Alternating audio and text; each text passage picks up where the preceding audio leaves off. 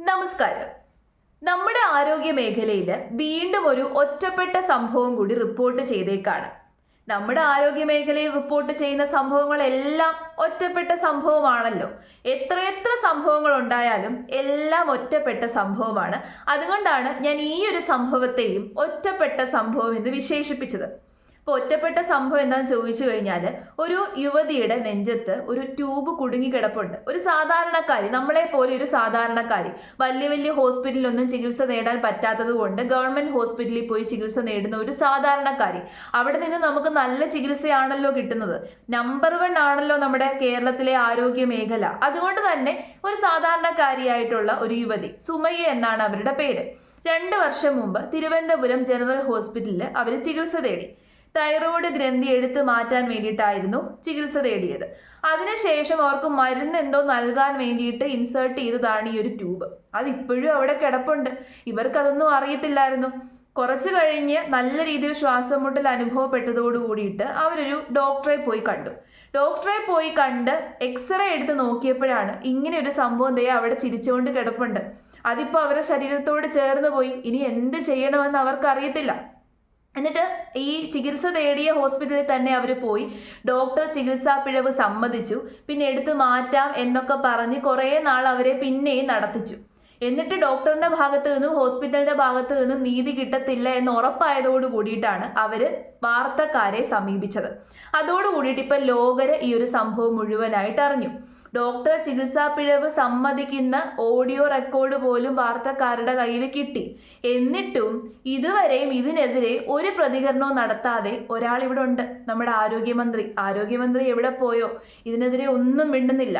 പിന്നെ സാധാരണക്കാർക്ക് എന്തെങ്കിലും സംഭവിച്ചു കഴിഞ്ഞാൽ അത് ഒറ്റപ്പെട്ട സംഭവം എന്ന് പറഞ്ഞ് നിഷേധിക്കുകയാണല്ലോ ഇപ്പൊ ആരോഗ്യ മേഖല ചെയ്തുകൊണ്ടിരിക്കുന്നത്.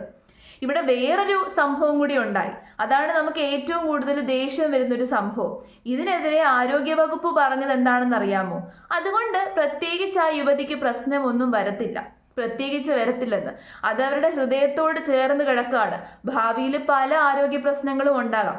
ഇപ്പൊ തന്നെ അവർ പറയുന്നു അവർക്ക് ഒട്ടും വയ്യ, അവർക്ക് ശ്വാസം മുട്ടൽ അനുഭവപ്പെടുന്നുണ്ട്. അതുകൊണ്ടാണല്ലോ അവർ രണ്ടാമത് ചികിത്സ തേടിയത്.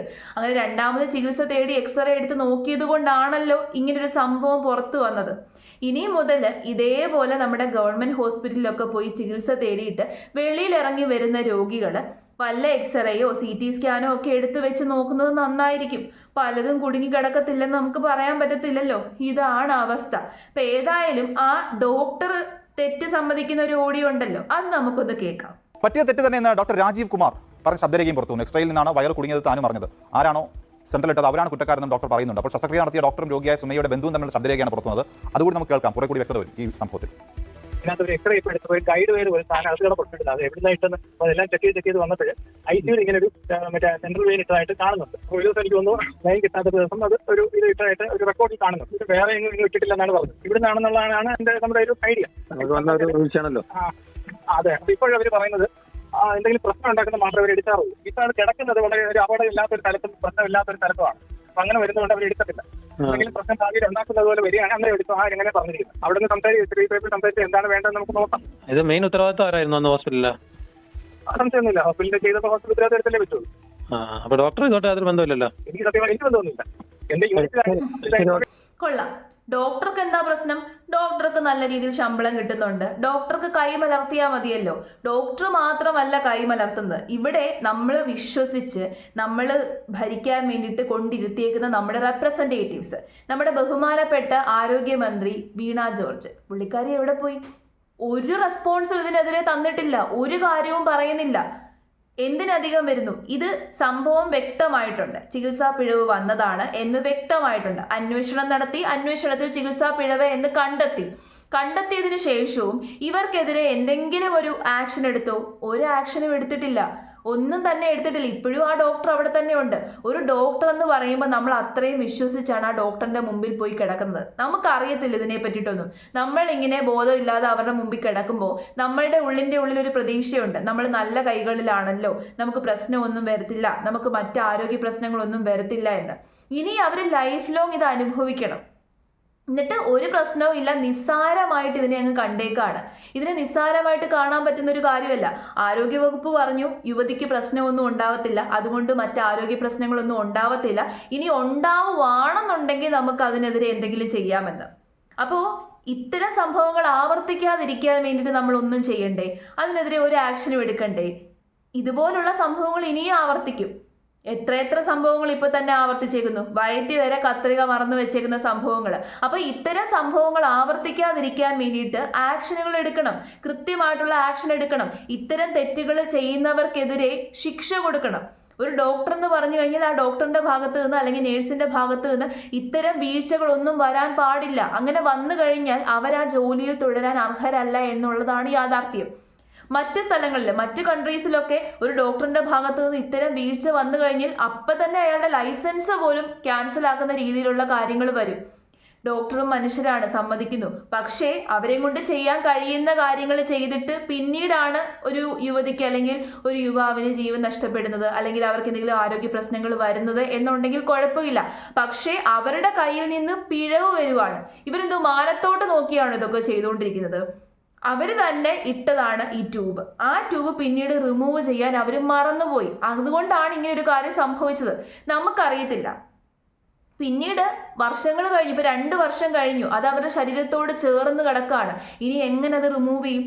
ഇനി അത് റിമൂവ് ചെയ്യുകയാണെങ്കിൽ തന്നെ അവർക്ക് വലിയ ഗുരുതരമായിട്ടുള്ള പ്രശ്നങ്ങൾ വരും.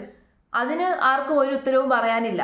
ഇന്ന് വിചിത്രമായ ഒരു വാദവുമായി ആരോഗ്യവകുപ്പ് രംഗത്തെത്തി. അത് പരിഹാസ്യമായ ഒരു വാദം കൂടിയാണ്. കാര്യം ഈ വിഷയത്തിൽ പരാതി കിട്ടുന്നതിന് മുമ്പ് തന്നെ തങ്ങൾ അന്വേഷിച്ചു എന്നാണ് ആരോഗ്യവകുപ്പ് പറയുന്നത്. എന്നാൽ ആരോഗ്യവകുപ്പ് വ്യക്തമാക്കുന്ന മറ്റൊരു കാര്യം കൂടിയുണ്ട്. അതാണ് നമ്മുടെയൊക്കെ തന്നെ ഉള്ളിൽ രോഷമുണ്ടാക്കുന്നത്. മറ്റൊന്നുമല്ല, വലിയ ആരോഗ്യ പ്രശ്നങ്ങളൊന്നും ഈ രോഗിക്കില്ല അത് കാരണം എന്നാണ് അത്ര ആരോഗ്യവകുപ്പ് കണ്ടെത്തിയിരിക്കുന്നത്. അതുകൊണ്ട് തന്നെ വലിയ നടപടിയിലേക്കൊന്നും ഇതുവരെ പോയിട്ടില്ല ആരോഗ്യവകുപ്പ്. പ്രധാനപ്പെട്ട കാര്യം, ഏപ്രിലിൽ തുടങ്ങിയ അന്വേഷണത്തിൽ പൂർണ്ണ നിഗമനത്തിലേക്ക് എത്താൻ ഇതുവരെയും വിദഗ്ധ സമിതിക്ക് ആയിട്ടില്ല എന്ന് DHSന്റെ തന്നെ വിശദീകരണ കുറിപ്പിലുണ്ട്. സാരമായ ആരോഗ്യ പ്രശ്നം പിന്നീട് ഇക്കാലം അത്രയും താൻ അനുഭവിക്കുന്നുവെന്ന് പരാതിക്കാരി തന്നെ തുറന്നു പറയുമ്പോൾ പരാതിക്കാരിക്ക് ട്യൂബ് കുടുങ്ങി കിടക്കുന്നതുകൊണ്ട് കാര്യമായ പ്രശ്നങ്ങളൊന്നുമില്ല എന്ന് വിദഗ്ധ സമിതിയെ ചൂണ്ടിക്കാട്ടി എങ്ങനെ DHSന് പറയാനാകും എന്നുള്ളതാണ്. അതോടൊപ്പം തന്നെ ഡോക്ടർ പിഴവ് സംബന്ധിക്കുന്ന ഓഡിയോ ക്ലിപ്പ് ഇന്ന് പുറത്തു വന്നു. ഈ അന്വേഷണത്തിൽ തന്നെ കണ്ടെത്തിയിട്ടുമുണ്ട് ഇത്തരത്തിൽ ട്യൂബ് കുടുങ്ങി കിടക്കുന്നതായി. പിന്നെ പിഴവ് കണ്ടെത്തിയിട്ടും എന്തുകൊണ്ടാണ് തുടർ നടപടികളിലേക്ക് പരാതിയില്ലെന്ന കാരണം പറഞ്ഞുകൊണ്ട് ആരോഗ്യവകുപ്പ് ഒഴിഞ്ഞു മാറുന്നത് എന്നുള്ള ചോദ്യവും ഉയരുന്നുണ്ട്. DHS എല്ലാം പറഞ്ഞിട്ടുണ്ടെന്ന് പറഞ്ഞെന്ന കൂടുതൽ ചോദ്യങ്ങളിൽ നിന്ന് ആരോഗ്യമന്ത്രി ഒഴിഞ്ഞു മാറി. സാധാരണക്കാരന്റെ ജീവന് ഒരു വിലയില്ല. ഒരു മന്ത്രിയുടെയോ MLAയുടെയോ വല്ലവരുടെയും ജീവൻ ആരെന്നുണ്ടെങ്കിൽ ഉറപ്പായിട്ടും വിലയുണ്ടാകും. അപ്പോൾ പിന്നെ വലിയ സ്ട്രിക്റ്റ് ആയിട്ടുള്ള കാര്യങ്ങളൊക്കെ ചെയ്യും. നമ്മൾ സാധാരണക്കാരാണല്ലോ, നമ്മളെ കൊണ്ട് എന്ത് പ്രയോജനം? അവർക്ക് വോട്ട് ചെയ്യാൻ സമയത്ത് മാത്രം നമ്മളെ ആവശ്യമുള്ളൂ. ആ സമയത്തേക്ക് വേണ്ടി മാത്രം ജീവിച്ചിരിക്കുന്ന കുറേ കഴുതകളാണ് നമ്മൾ സാധാരണക്കാർ. അപ്പോൾ നമുക്ക് എന്തും ചെയ്യാം, നമ്മളോട് എന്തും കാണിക്കാം. ഇനി ദയവ് ചെയ്ത് മാധ്യമങ്ങളുടെ മുമ്പിൽ വന്ന് നമ്പർ വൺ എന്നാരും പറയാതിരുന്നാൽ മതി. നമുക്കിപ്പോൾ ഏകദേശം പിടികിട്ടിയിട്ടുണ്ട് ഈ നമ്പർ 1ന്റെ പുറകിലെ സത്യാവസ്ഥ. ഇങ്ങനെ നമ്പർ 1 ആവുകയാണെന്നുണ്ടെങ്കിൽ നമ്പർ 1 ആവാതിരിക്കുന്നതാണ് നല്ലത്. എന്ത് കാര്യത്തിലാണ് നമ്പർ 1? ഇതുപോലുള്ള കുറേ ഒറ്റപ്പെട്ട സംഭവങ്ങൾ ഉണ്ടാകുന്ന കാര്യത്തിലോ? എന്ത് സംഭവം ഉണ്ടായി കഴിഞ്ഞാലും അപ്പം വന്ന് മാധ്യമങ്ങളുടെ മുമ്പിൽ വന്ന് പറയും ഇത് ഒറ്റപ്പെട്ട സംഭവമല്ലേ, അതിനെ അങ്ങ് വിട്ടുകളഞ്ഞേക്കാൻ. ഇപ്പൊ എത്ര ഒറ്റപ്പെട്ട സംഭവമായി. വൈകാതെ ഈ ഒറ്റപ്പെട്ട സംഭവങ്ങൾ കൊണ്ട് നിറയും നമ്മുടെ ആരോഗ്യ മേഖല. അതുവരെ നമ്മൾ കാത്തിരിക്കണോ എന്നുള്ളതാണ് എൻ്റെ ചോദ്യം.